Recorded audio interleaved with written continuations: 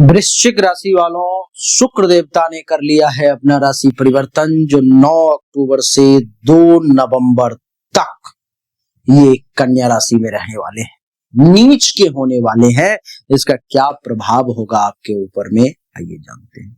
कौन सी वो 4 घटनाएं हैं जो निश्चित तौर पर में घटित हो करके ही रहेगी, उसे कोई नहीं बदल सकता, वो भी मैं आपको इस पेज में बताने जा रहा हूं। आइए, सबसे पहले बोर्ड पर में लिखना होगा वृश्चिक राशि, VRISHCHIK,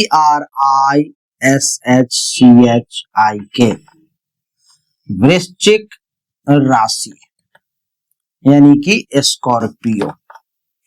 इसमें हमने एक और बात बताई कि ये कहानी जो है 9 अक्टूबर से लेकर के 2 नवंबर तक की है।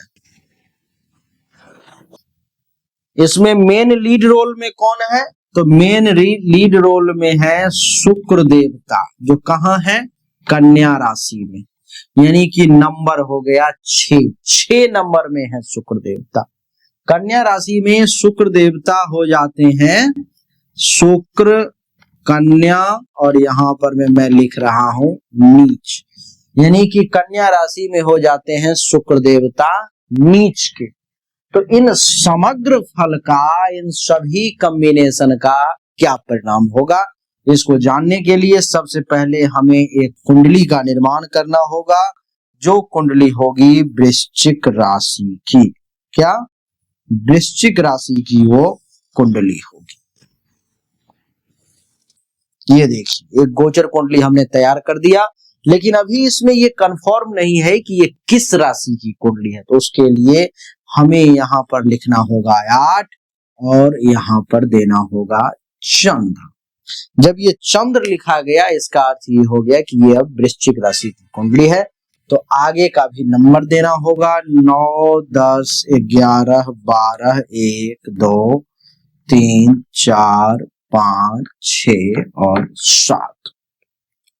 एक चीज याद है या भूल गए आप, हमने लिखा कि शुक्र कन्या राशि में यानी कि नंबर 6 में, तो इसमें नंबर 6 कहाँ है, तो नंबर 6 यहाँ पर में है। तो यहाँ पर में हमें शुक्र को बैठाना होगा। शुक्र देवता बैठ गए। अब ये देखो आप कि शुक्र के पास में एक पूर्ण दृष्टि होती है, नहीं, शुक्र के पास में एक पूर्ण दृष्टि होती है और वो होती है सप्तम।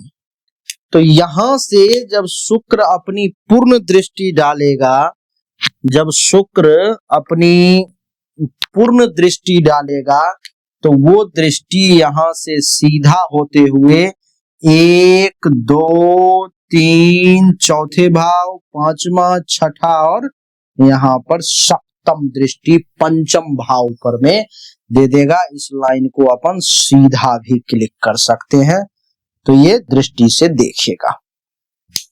एक चीज और देखना है कि शुक्र जो है सो इस कुंडली में सप्तम भाव का मालिक है, और शुक्र इस कुंडली में द्वादश भाव का मालिक है। ये जो द्वादश भाव है सो खर्च का होता है, निंद का, और भी बहुत सारी चीजों का, उस पर अभी हम आगे चर्चा करेंगे। ये जो सप्तम भाव है सो जीवन साथी का, जीवन साथी का, पार्टनरशिप का, और भी बहुत सारी चीजों का। शुक्र जहां बैठा हुआ है वो लाभ का भाव है, और जहां पर दृष्टि डाल रहा है ये शिक्षा का भाव है, ज्ञान का भाव है, संतान का भाव है ये। अब इन सब कुछ का कॉम्बिनेशन को मिला करके क्या परिणाम मिलेंगे, उसी के परिणाम को मैं बताऊंगा, तभी तो सच्चा ज्योतिष कहलाऊंगा। आइए, वृश्चिक राशि के जातकों के लिए यह गोचर कुंडली के एकादश भाव यानी कि लाभ के भाव में है। एकादश भाव जो कि मित्र, इच्छा पूर्ति, आय के स्रोत और सामाजिक नेटवर्क से जुड़ा हुआ होता है। शुक्र जो आपकी कुंडली में सप्तम भाव यानी कि विवाह और पार्टनरशिप, और द्वादश भाव यानी कि खर्चा यानी कि व्यय, विदेश और मोक्ष का स्वामी है, यहां गोचर कर रहा है।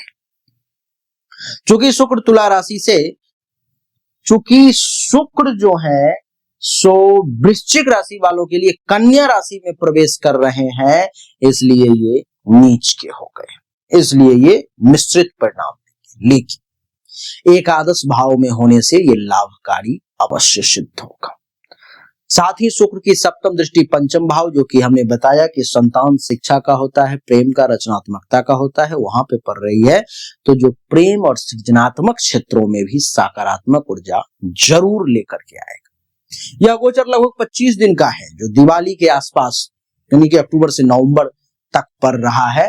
दिवाली 20 तारीख को है और ये 2 नवंबर पर भी ये खत्म होगा, इसलिए उत्सवों में आनंद और सामाजिक जुड़ाव भी महसूस होगा। वैसे मैं विस्तार से आपको बताता हूँ। देवी और सज्जनों, आर्थिक स्थिति यानी कि धन और लाभ पर पहले चर्चा करें तो एकादश भाव लाभ का है और शुक्र यहाँ धन के कारक के रूप में मजबूत फल देगा। आय के नए स्रोत खुलेंगे, जैसे बोनस, कमीशन या पुराने निवेशों से आपको रिटर्न मिल सकता है। व्यापारियों को साझेदारों से लाभ मिलेगा, खास करके रियल एस्टेट, फैशन या कला से जुड़े क्षेत्रों में। द्वादश भाव के स्वामी होने के कारण विदेशी स्रोत या निर्यात से भी आय संभव है। सकारात्मक पक्ष की बात करूं तो 15 से 20 अक्टूबर के बीच में निवेश यानी कि शेयर या प्रॉपर्टी में करना शुभ रहेगा। पुराना अटका पैसा भी इस बीच में मिलने के योग है। कुल मिलाकर के आय में 20 से 30% तक वृद्धि की संभावना मैं देख पा रहा हूं। नकारात्मक पक्ष की बात करूं तो द्वादश भाव के स्वामी होने के कारण खर्च में वृद्धि होगी, जैसे यात्रा या लग्जरी का खर्च बढ़ेगा। नीच प्रभाव से 25 अक्टूबर के बाद सावधानी बरतना जरूरी है, अन्यथा अनावश्यक खरीदारी से नुकसान हो सकता है। शुक्र को सफेद वस्तु जैसे कि चावल, दूध वगैरह शुक्र के लिए अगर शुक्रवार को दान करेंगे तो बहुत अच्छा रहेगा। वैवाहिक और प्रेम जीवन की अगर बात करूं जो सप्तम भाव से जुड़ा हुआ है, तो सप्तम भाव के स्वामी होने के कारण शुक्र एकादश भाव में जो बैठ गए जाकर के, विवाहितों के लिए जीवन साथी का सहयोग बढ़ेगा, रोमांस में ताजगी आएगी और विवाहितों को विवाह प्रस्ताव मिल सकते हैं, खास करके 10 से 15 अक्टूबर के बीच।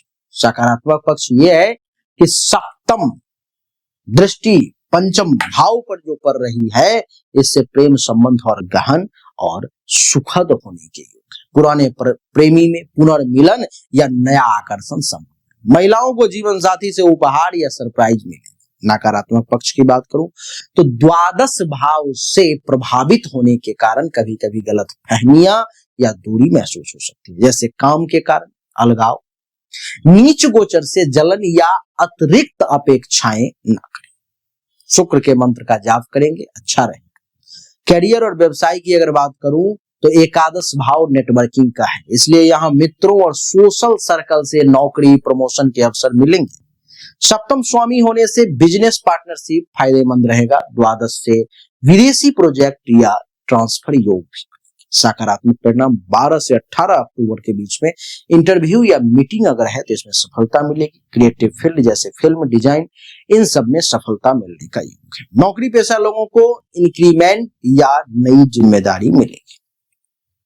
नकारात्मक पक्ष की बात करूं तो व्यय भाव के स्वामी से बजट ओवररन हो सकता है, इसलिए 28 अक्टूबर के बाद निर्णय लेने में देरी ना करें। उपाय, कार्यालय में सफेद फूल रखें, गुरुवार को भगवान विष्णु की पूजा करें, अच्छा रहेगा। स्वास्थ्य और मानसिक स्थिति की बात करूं तो शुक्र सुख का कारक है, इसलिए नीच के शुक्र होने के कारण पाचन और त्वचा से संबंधित छोटी मोटी परेशानियां आएंगी। एकादश भाव में ऊर्जा बढ़ेगी, लेकिन द्वादश से थकान भी देखने को मिलेगा। सकारात्मक प्रभाव क्या मिलेगा? पंचम भाव में दृष्टि पड़ने से रचनात्मक गतिविधियां जैसे योग, आर्ट वगैरह अगर आप करते हैं तो तनाव कम होगा। महिलाओं को हार्मोनल बैलेंस बनाना पड़ेगा। नकारात्मक पक्ष खास करके 20 से 25 अक्टूबर में सिर दर्द या नींद की समस्या आपको परेशान कर सकती है, जो ज्यादा मीठा या तला भोजन भी आपको खाना नुकसानदेह हो सकता है। हरी सब्जियां खाएंगे तो अच्छा रहेगा। संतान और शिक्षा की अगर बात करूं पंचम भाव के प्रभाव के कारण, तो संतान सुख बढ़ेंगे, छात्रों को क्रिएटिव सब्जेक्ट में सफलता मिलेगी, प्रेम प्रसंगों में स्थिरता के योग। संतान को अच्छे अवसर मिलेंगे, जैसे एडमिशन या स्पोर्ट्स वगैरह में जीत। 18 से 22 अक्टूबर के बीच में संतान के लिए शुभ समय है। नकारात्मक पक्ष की बात करूं तो द्वादश भाव के प्रभाव से संतान की सेहत पर में थोड़ा ध्यान देना होगा। संतान के माध्यम से सफेद वस्त्र का दान करवा देंगे तो अच्छा रहेगा। यह गोचर समग्र रूप से शुभ है, लेकिन नीच प्रभाव के कारण सावधानी बरतना बहुत जरूरी है। यात्रा विदेशी होगी लेकिन शुभ होगी, लेकिन बजट प्लान कर लें, परिवार में सुख शांति भी रहेगी। अब मैं आपको वो 4 काम बताने जा रहा हूं जो मैंने कहा था कि निश्चित तौर पर में घटित होकर के रहेगा। जिसमें सबसे पहला है आपको एकादश भाव में शुक्र के होने के कारण इच्छा की पूर्ति होगी और शुक्र लाभकारी ऊर्जा आपको देगा। ये कार्य गोचर के स्वाभाविक फलों पर में भी आधारित है। आय में वृद्धि और नया स्रोत प्राप्त होना निश्चित है। एकादश भाव सक्रिय होने से कम एक नया आय स्रोत जैसे साइड इनकम या बोनस तो जरूर ही खुलेगा। दूसरा, साझेदारी या विवाह संबंधी कुछ निर्णय लेंगे। सप्तम भाव के स्वामी के प्रभाव से कोई पार्टनरशिप यानी कि व्यवसायिक या वैवाहिक का समझौता या प्रगति भी हो सकता है, ऐसी संभावना है। तीसरा, प्रेम और रचनात्मक कार्यों में भी सफलता मिलने के योग है। पंचम दृष्टि के कारण कोई रोमांटिक डेट, प्रोजेक्ट या संतान से जुड़ा कोई शुभ समाचार मिल सकता है। सामाजिक नेटवर्क से भी लाभ मिलेगा। दोस्तों और ग्रुप में कोई महत्वपूर्ण सहायता या नेटवर्किंग अवसर आपको मिल सकता है जो तय है, जो कैरियर को बूस्ट कर देगा। वैसे ये फल सामान्य है। सटीक जानकारी के लिए कुंडली दिखाना अति आवश्यक है। तो देवी और सज्जनों, यही थी कहानी समग्र कंडीशन सिचुएशन की जो हमने आपको बताने का प्रयास किया। हमने अभी तक आपको जो भी जानकारी दी ये 100% सत्य नहीं है। फिर से सुने, 100% सत्य नहीं है। आपने बिल्कुल सही सुना है। ऐसा मैं क्यों कह रहा हूं? क्योंकि अभी तक जो हमने आपको बताया ये एक सामान्य राशि फल है, विशेष नहीं है। विशेष जानकारी 100% एक्यूरेट जानकारी तो आपको तभी मिल सकती है जब पर्सनली आपके जन्म कुंडली की जांच की जाए, पर्सनली आपके हाथ की रेखा को देखा जाए, तभी तो सिर्फ आपके बारे में सही जानकारी आपको प्राप्त होगी। और जब वो जानकारी प्राप्त होगी तो वो 100% एक्यूरेट होगी। आपको जानना चाहिए, अगर आपको परिश्रम ज्यादा करना पड़ रहा है लेकिन परिणाम नहीं मिल पा रहे हैं, आपको भाग्य का साथ नहीं मिल पा रहा है, जिस पोजीशन पर आपको होना चाहिए उस पोजीशन पर आपसे पहले कोई और पहुंच जा रहा है, इसका अर्थ है कि भाग्य का साथ नहीं मिल रहा है, भाग्य के देवता की स्थिति कुंडली में गलत है, उसको ठीक करने की जरूरत है। दूसरा, अगर आप बहुत परिश्रम कर रहे हो, आमदनी के कई सोर्स को तलाशने की कोशिश कर रहे हो, लेकिन आमदनी बहुत ज्यादा कर नहीं पा रहे हो जितनी इच्छा है, जितनी कोशिश है, तो चेक करने की जरूरत है कि आमदनी के जो देवता हैं उनकी क्या स्थिति है कुंडली में, आखिर आमदनी क्यों नहीं बढ़ पा रही। अगर आप पैसा तो कमा रहे हो लेकिन बचत नहीं कर पा रहे हो, लाख प्रयास करते हो लेकिन फिर भी कितना भी पैसा कमा लूं, कितनी भी कोशिश कर लूं, बचत नहीं हो पा रहा है, तो आपको चेक करने की जरूरत है कि जन्म कुंडली में जो धन धान्य संपत्ति के बचत की देवता हैं, जो बैंक बैलेंस के देवता हैं, उनकी क्या स्थिति है, क्यों ऐसा हो पा रहा है। लेकिन इन सब को चेक करने के लिए पर्सनल आपकी जन्म कुंडली की जांच करनी पड़ेगी, तभी जाकर के वो पता लग पाएगा। देवी और सज्जनों, चाहे कोई बीमारी है जो आपको बहुत परेशान कर रहा है, बहुत परेशान कर रहा है, आप ठीक नहीं हो पा रहे हो, चाहे आपका विवाह नहीं हो रहा, वैवाहिक जीवन में अथवा परेशानी आ रही है, मामला तलाक तक पहुंच गया है या विवाह हो ही नहीं पा रहा है, जिस काम को करने की कोशिश कर रहे हो हर काम में रुकावट आ रहा है, जमीन मकान गाड़ी चाह रहे हो लेकिन हो नहीं पा रहा है, तो इन सभी शंकाओं का समाधान जन्म कुंडली देखने के बाद ही मैं आपको दे सकता हूं। उसके लिए सामने दिए गए नंबर पर में अपनी जन्म तारीख, जन्म समय, जन्म स्थान, दोनों हाथ के हथेली का फोटो अवश्य भेजे। जो शुल्क है जमा करें, इंतजार करें, आपको जानकारी अवश्य मिलेगी। अच्छा लगा तो वीडियो को लाइक करें, शेयर करें, चैनल को सब्सक्राइब करके इसके बेल आइकन के बटन को दबा दें। राधे राधे, राम राम।